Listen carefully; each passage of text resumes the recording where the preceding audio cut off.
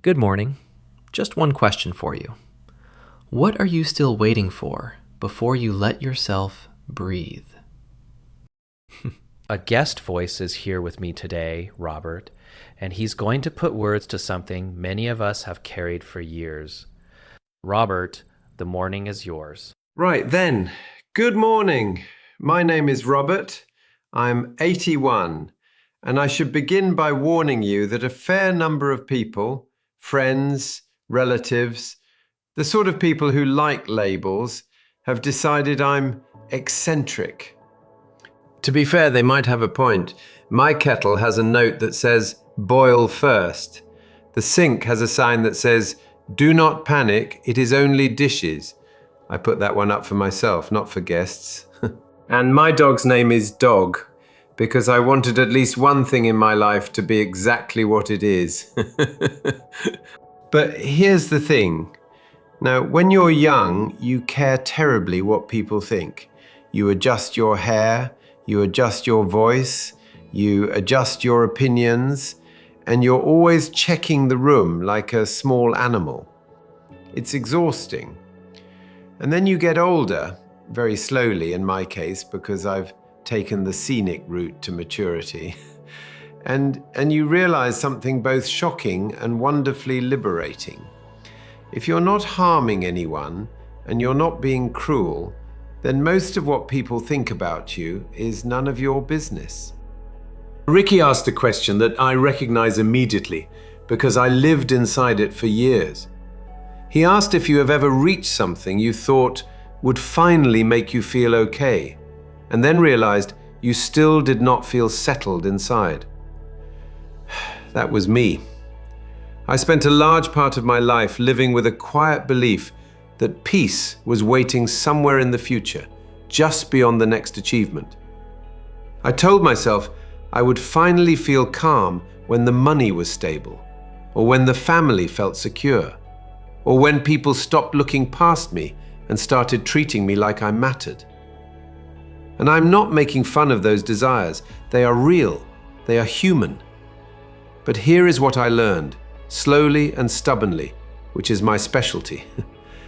If you turn those things into the price of being okay, then you end up postponing your life. For me, it started early. We did not have much when I was growing up. We were not a tragic story, but we were close enough to the edge that you could feel it. You knew who got respected and who did not.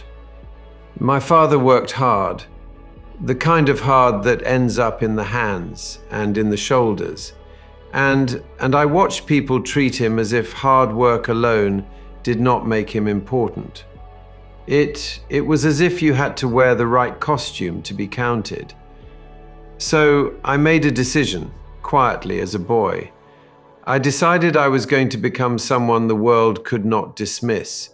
And I chased that decision like it was a job, because in a way it was. I worked long hours. I missed things I should not have missed. I told myself it was temporary, and that once I reached a certain level, I would relax and enjoy it. That was always the promise. Once I get there, then I will breathe. Then I got there. And I remember one moment very clearly because it should have felt triumphant. I was sitting in an office that once would have looked like the finish line.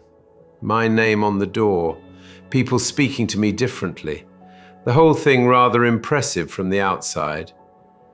And inside, I felt a strange sort of nothing. Not depression, not misery, just a quiet emptiness that scared me more than sadness would have, because it made me realize something I had not wanted to admit. I had climbed a mountain and found another mountain. The finish line moved. That is what happens when your mind believes happiness is a destination. You reach one place and immediately the mind invents the next place, and then it whispers, "Not yet, keep going." It took me years to understand what I was really chasing, because I thought I was chasing money, and I thought I was chasing success, and I thought I was chasing respect. But what I was really chasing was the feeling that those things seemed to promise. I wanted to feel safe in the world. I wanted to feel like I belonged. I wanted to feel like I was enough without constantly trying to earn it. And I was trying to buy that feeling with achievements. Here is the problem with that plan. Outer things are important, yes, but outer things cannot do an inner job. If you ask your bank account to make you feel worthy, it will not. If you ask a title to make you feel settled, it will not. If you ask other people's approval to make you feel safe, it will not, because approval is a very unreliable currency. I learned this the hard way, and I learned it in my marriage too. I thought love meant providing. I thought being a good man meant keeping everything running smoothly, paying the bills, building a stable life, and I did all of that. But there came a time when my wife said something that cut through all my well-intended effort. She said, "Robert, I do not need you to keep building things. I need you to be here with me. I need you to look at me and actually see me." And I remember feeling genuinely confused because I thought I was being present. I was home, wasn't I? But she was right. My body was home, and my mind was always somewhere else. It is a humbling thing to realize that you can be in the room with people you love and still be living as if your real life begins later. After 50, life starts making certain things harder to ignore. Time feels more real. Your energy has edges. You begin to notice what you have been trading away, not just what you have been accumulating. And I started watching the older people around me because they felt like a preview. Some people keep chasing forever. They keep score, they compare, they resent, they worry about who has more. And even at 80-something, they are still living like peace is a prize they have not earned yet. And they are tired in a way that sleep cannot fix. Then there are others, and I envy them in the best way. They have a kind of lightness. They are not proving anything. They are not auditioning. They are simply here. One friend said to me, "I spent most of my life trying to be somebody, and now I'm trying to be here, and it is better." I'm not saying this like it is easy, and I'm not saying I mastered it. I am 81 and still learning, which is both annoying and comforting. But I can tell you what shifted. I stopped believing that my worth was something I had to earn through constant effort.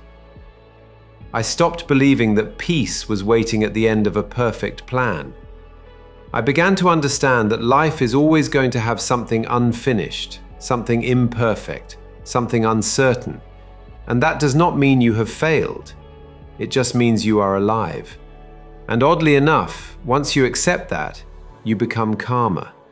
Because you stop arguing with reality all day long. You stop living with your shoulders up around your ears. You stop treating ordinary life as something you must endure while you wait for the real life to arrive. The truth is, for most of us, the real life is made of very small things. A quiet morning, a conversation where you actually listen, a walk that is not rushed, a bit of work that feels useful, not because you're trying to prove you deserve to exist, but because you are part of the world and you still have something to give. I do like being useful, I will admit. I like fixing things and making things and bringing something back to life. And I think that matters, especially as you get older. But usefulness is not the same as worth. You are allowed to be worthy even on days you do nothing impressive. You are allowed to be worthy even when your body is tired. You are allowed to be worthy even when you are not winning at anything. That is the part I wish I had understood earlier. Not as a slogan, not as a motivational quote, but as a lived truth. And I will tell you something else that makes people call me odd. My kitchen is almost offensively simple. People come in and look around as if I have been robbed. They say, "Where are your appliances?" And I say, "What do you mean, where are they?" There is a stove, there is a sink, there is a table. If a person cannot make tea with that, then the problem is not the kitchen. And here is what I want to leave you with, because the older I get, the more I want to speak plainly. If you have been living with the belief that you will finally be okay when everything is sorted, then please consider that everything is never fully sorted. Something will always need attention. Something will always be imperfect. Something will always be unfinished. So if you keep postponing your peace until life stops being messy, you will postpone it forever. And I would hate for you to wake up one day and realize you have been holding your breath for decades. I cannot give you back time. I wish I could. But I can tell you this, from where I am standing now, you have not missed your chance. If you are listening in the quiet of your morning, that means you are still here. And being here is not nothing. It is everything. And if people think you are odd for choosing peace over proving, or for choosing a smaller, kinder life, then let them think it. I have a little sign near my front door that says, "Do not rush," and I do not mean visitors. They will get over it. You will be happier, I tell you. Thank you, Robert. I felt something in that because it reminded me how easily a person can turn later into a habit and call it responsibility. And if you are listening and something in you feels quiet right now, even just a little, I hope you let that quiet stay with you as you move into the day, because you have not missed your chance. If you'd like, explore our other morning reflections, and if tonight your mind feels busy, a silver moon sleep story will be waiting.